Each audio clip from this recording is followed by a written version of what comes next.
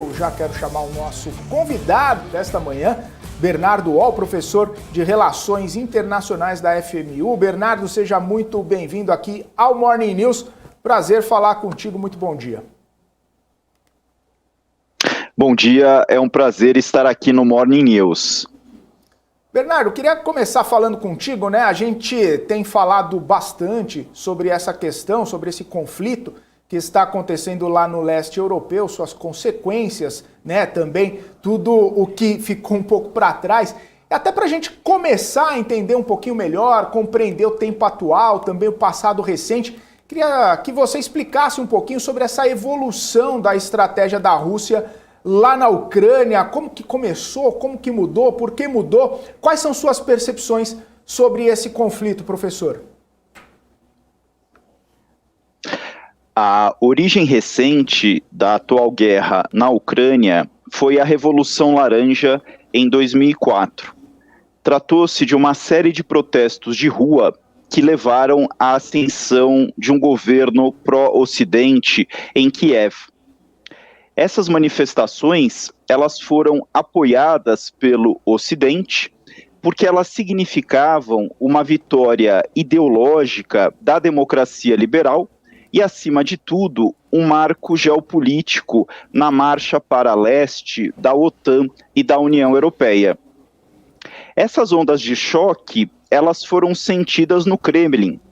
Até então, o presidente russo Boris Yeltsin e o seu sucessor Vladimir Putin buscavam algum tipo de acomodação com o Ocidente.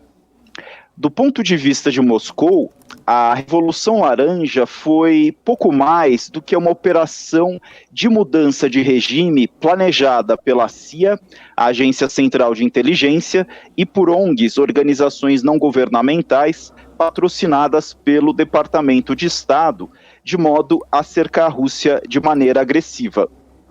Sem a Ucrânia, os russos ficariam presos em uma posição defensiva incômoda, com pouca profundidade estratégica, em caso de ataques convencionais ou ataques nucleares.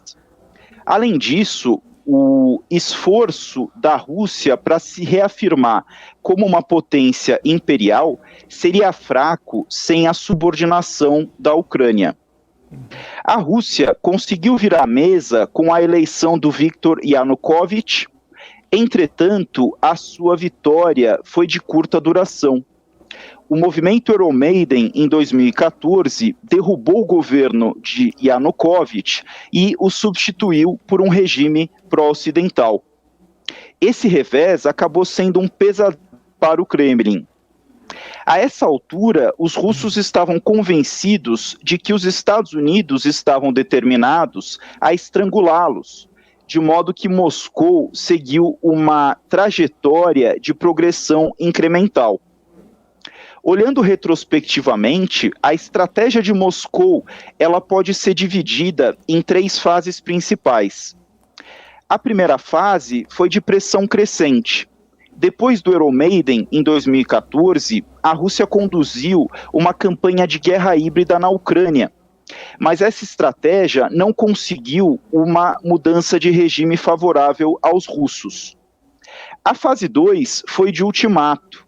Em 2021, foi estabelecida uma grande concentração de tropas russas, equipamentos militares e armas nas fronteiras com a Ucrânia. O objetivo desses preparativos era demonstrar uma ameaça ou ultimato. Moscou estabeleceu uma série de solicitações que não foram aceitas pelo Ocidente. Assim, a única possibilidade para o Kremlin desejar o que queria na Ucrânia era o uso da força, o que nos leva à fase 3, que é a última, a mais recente de invasão, que começou no dia 24 de fevereiro desse ano, quando a Rússia estabeleceu uma operação militar especial na Ucrânia, que no começo parecia buscar derrubar o governo em Kiev, porém, com o passar do tempo, tem ficado claro que, na verdade, o que a Rússia está fazendo é destruir a Ucrânia como um Estado funcional, mesmo que isso leve meses ou anos. Professor, como que os países ocidentais, particularmente os Estados Unidos, têm lidado ali historicamente com a Rússia e como que isso se mostra ali no andamento atual da guerra? Isso influencia o passado recente ali do relacionamento, principalmente dos Estados Unidos, né, que lidera a OTAN, com a guerra hoje e a partir das sanções que foram aplicadas dos Estados Unidos contra o país russo. A gente vê hoje que o Ocidente está sofrendo muito com essas sanções. A Rússia tem conseguido ali lidar, se superar até com essas sanções. Como que isso, historicamente, tem influenciado hoje no andamento da guerra? Desde a Segunda Guerra Mundial, um dos objetivos da política externa dos Estados Unidos, que lidera esse esforço ocidental contra a Rússia, sendo que esse objetivo da política externa norte-americana nem sempre é declarado publicamente, é se opor ao surgimento de hegemonias regionais na Eurásia. Isso porque uma hegemonia regional na Eurásia seria capaz de ameaçar os interesses vitais norte-americanos. A OTAN, Organização do Tratado do Atlântico Norte, ela foi estabelecida em grande parte para deter e contra-atacar as tentativas da então União Soviética e hoje Rússia de se tornar uma hegemonia regional na Eurásia. Há um pano de fundo geopolítico nisso, que remonta ao pensamento do geógrafo inglês Halford Mackinder e do estrategista norte-americano Nicholas Spykman. Ambos falavam de uma disputa entre o poder terrestre e o poder marítimo. Especificamente o Mackinder dizia que a Rússia ela pode ser entendida como poder terrestre e o Spykman ele fala dos Estados Unidos como poder marítimo que vai buscar cercar e conter o crescimento desse poder terrestre que é representado pela Rússia. As sanções impostas à Rússia após a invasão na Ucrânia, elas são uma ferramenta que o Ocidente tem para impor custos a Moscou por conta dessa operação militar. Além disso, o Ocidente também envia armamentos para a Ucrânia, encorajando a resistência da Ucrânia em relação ao invasor russo, numa espécie de guerra por procuração entre o Ocidente e a Rússia. Professor, ainda nesse sentido, né, de Rússia e Estados Unidos e essa tensão, a gente comentou aqui sobre dois combatentes, né, dois cidadãos americanos que foram capturados pela Rússia lá em Donetsk. E agora há pouco mesmo o Kremlin disse que a Convenção de Genebra ela não se aplica a cidadãos americanos nesse contexto. Isso pode trazer uma escalada maior ainda nesse conflito e nessa tensão entre Estados Unidos e Rússia, principalmente pelo fato de se tratarem de cidadãos americanos ali capturados pelas forças russas? Essa é uma pergunta muito interessante, porque esses dois cidadãos norte-americanos, eles são ex-combatentes das Forças Armadas dos Estados Unidos, porém, na Ucrânia, eles não estão lá representando as Forças Armadas norte-americanas. Eles estão como dois cidadãos comuns que decidiram se juntar às fileiras ucranianas para combater o invasor russo. Nesse sentido, formou-se uma espécie de exército mercenário internacional na Ucrânia e talvez então esses cidadãos eles possam ser entendidos dessa maneira. Existe todo um debate sobre o tratamento que se dá a mercenários em situação de guerra. A Rússia falou que as convenções de Genebra não se aplicam, porém, ela pode aplicar o tratamento dado a esse tipo de situação, caso ela assim decida. Isso é opcional. Em termos de escalada, não me parece que seria algo o suficiente para aumentar as hostilidades. Certamente a Rússia ela vai utilizar isso como moeda de troca nas suas negociações com o Ocidente, nas suas barganhas com a Ucrânia, com os Estados Unidos e os demais países ocidentais. Professor, que lições podem ser tiradas, aprendidas a partir desse conflito armado russo-ucraniano? A gente se fala muito ali de uma possível invasão da China na ilha de Taiwan, teve essa questão também das sanções do Ocidente contra a Rússia, que acabou, de certa forma, fortalecendo. Uma reportagem do The New York Times mostrou que apenas o que eles venderam de petróleo pagaria 3 vezes a guerra. Você acredita que a China pode tirar de lição, outros países podem se espelhar e tirar de lição esse conflito armado russo-ucraniano?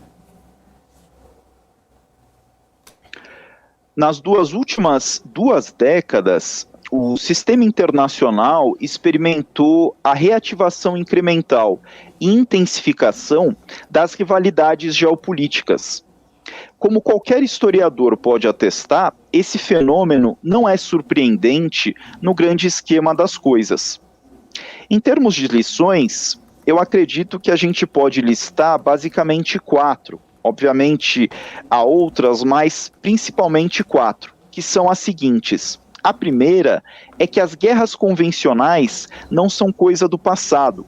O poder duro, isto é, o poder militar, continua sendo um ativo ao qual os estados podem recorrer. A segunda lição é que o conflito é um fenômeno caleidoscópico. Nesse sentido, a guerra na Ucrânia mistura elementos tradicionais e inovadores. A terceira lição é que a geografia é uma base fundamental da política internacional.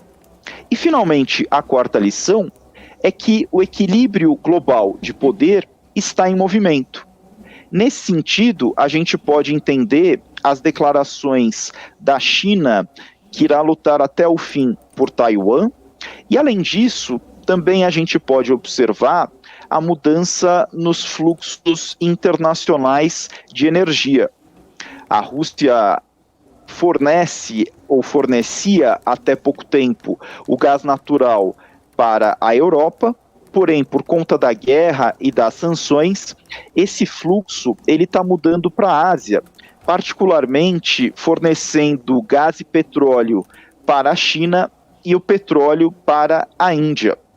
E a Europa ela está buscando novos fornecedores desses insumos que são tão importantes para o funcionamento da economia europeia.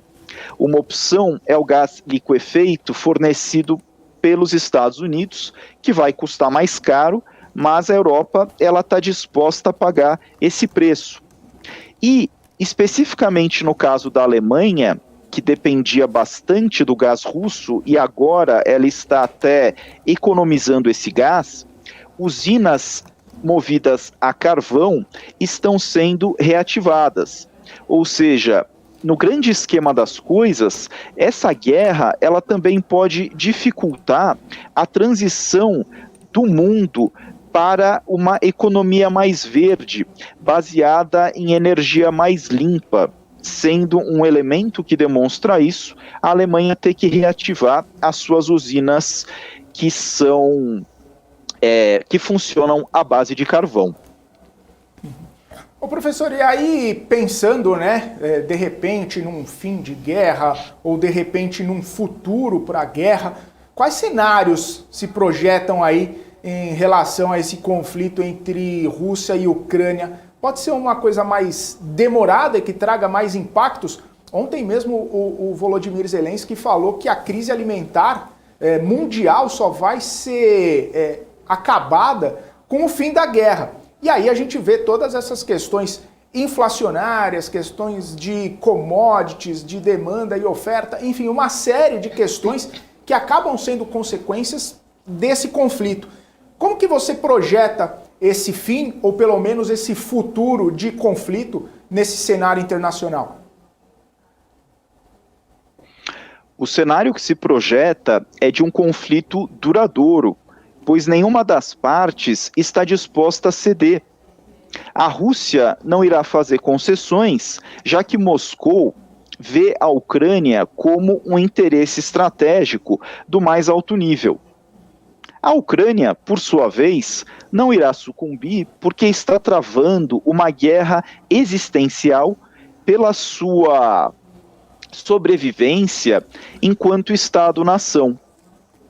E os Estados Unidos, que lideram o apoio ocidental à Ucrânia, não vão permitir o ressurgimento da Rússia enquanto hegemonia regional na Eurásia.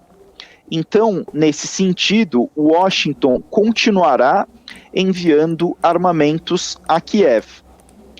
Isso tem implicações profundas e significativas nas relações internacionais. Nós podemos observar com essa guerra uma ruptura da ordem internacional. Nós podemos observar a transição de um mundo unipolar, centrado nos Estados Unidos, para um mundo multipolar, com inúmeros polos de poder, e as implicações econômicas, elas são muito grandes, como você bem observou.